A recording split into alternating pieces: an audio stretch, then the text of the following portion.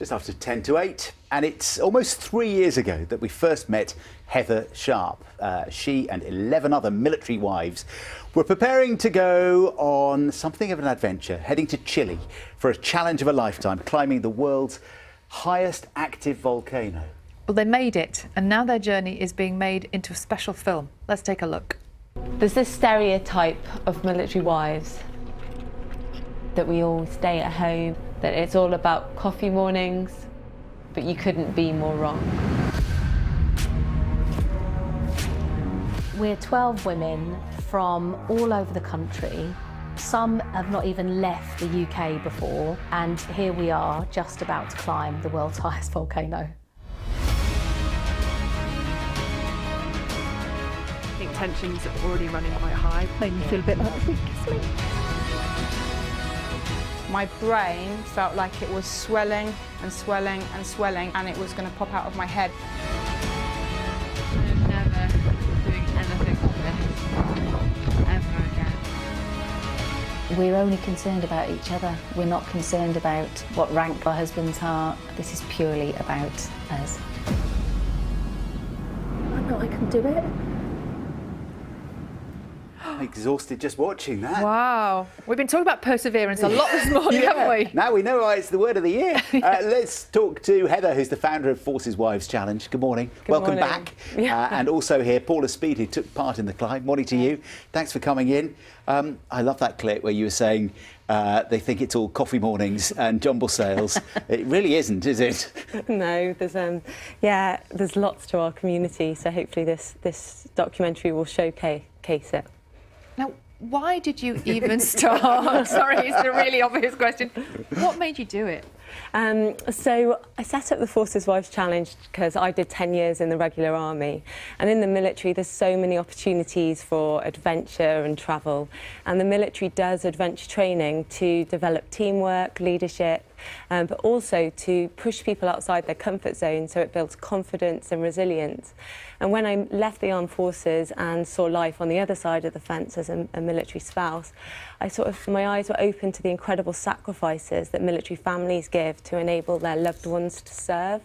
And I just thought, wouldn't it be great if we could provide opportunities to those that hold the fort at home to also have those experiences that I'd had in the military. Paula, what got you involved?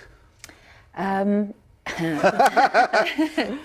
think that says it all. Yeah, the start of the year, before I kind of found out about this, I'd made a conscious decision that I was going to not say no to any opportunities that came up. Wow. Which has got me into a little bit of trouble. It has. You regret that now. Yeah. Yes. But it's not something that I'd ever have considered before if Heather hadn't come up with the idea, and it was just really a chance in a once in a lifetime thing. That's interesting, isn't it? So you had a time of saying yes to stuff. Yes. Which changes everything, doesn't it? Oh, massively. Tell me that. So when you actually went to the volcano, we're seeing pictures of it now. Were there moments there where you thought, had a wobble and thought, what have I done? No, not so much. Well, maybe a few of us at the very start when you get on the plane and you think, this is a big adventure ahead of us. It's going to be a bit of a challenge. And it's too late to back out. Exactly. But we all really pulled together, and it was just a really supportive time. You had to come down, didn't you, before the end, sadly, before you got to the summit. I think we've got a clip of that moment, which is in the documentary. Let's just have a look and we'll have a chat with you. Well, I need you to stop. Let me go there. But I know. Martha Natta. Okay, let me go.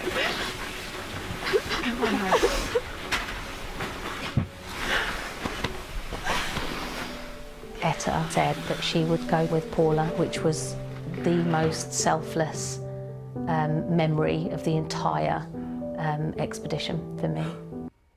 Oh, what a friend she was to you. Oh, She's a massively. wonderful, wonderful lady. What happened?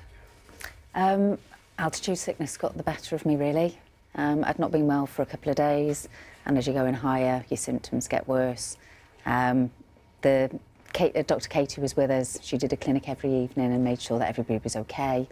And it had got to a point where my oxygen levels were just too low, and the headache meant it was quite difficult to function. So they decided I had to go down, but I couldn't go down on my own. So that's what you saw there. They were starting to write names out. So they were just going to pull them out of a hat. And Etta stepped up and said, stop. Nobody else is going down. I'm going to go down. You need to let me go.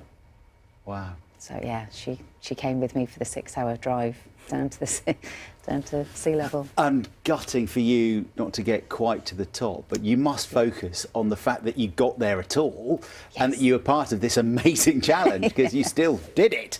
Yes. Yeah, we were just so proud of the girls that did manage to summit. You know, even though we'd come down, we were still cheering them on. Me and Etta were, you know, waiting for updates and just really rooting for them because we knew how hard it was. And Heather, after you completed this challenge, what changed for the women who went? Did they change things in their lives because of what they'd been through? Well, I think that going away on something like that is really quite massive. And the reason why, like I said, the reason why the military do adventure training is to push people out of their comfort zone. And a lot of those girls some had never left the country. Most had never left their children before. And to go away for 3 weeks, leaving your family, we're always the ones at home, while our partners go away. So I think, you know, for each and every person, there was a life-changing experience, really. And what's next? So in March next year, really excited, we're doing an expedition of remembrance.